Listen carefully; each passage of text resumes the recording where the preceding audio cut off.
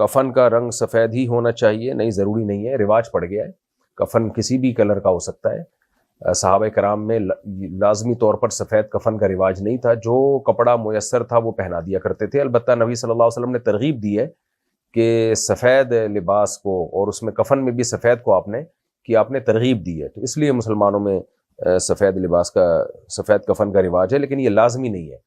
جو میسر ہو، چادر لپیٹ کے میت کو کفن پہنا کے میت کو دفن کیا جا سکتا ہے۔ جو چیز شریعت میں جتنی ہو اس کو اتنا ہی رہنے دینا چاہیے، لیکن بہرحال اب سفید رنگ بھی آسانی سے اویلیبل ہے، تو اس میں کوئی پھڈے وڈے بھی نہ کریں لوگوں سے کہ پتہ چلا آپ نے گلابی رنگ میں دفنانا پسند کر رہے ہیں، آپ وصیت کر دیا آپ نے، تو افضل یہی ہے سفید رنگ، تو چلنے دیں اس کو۔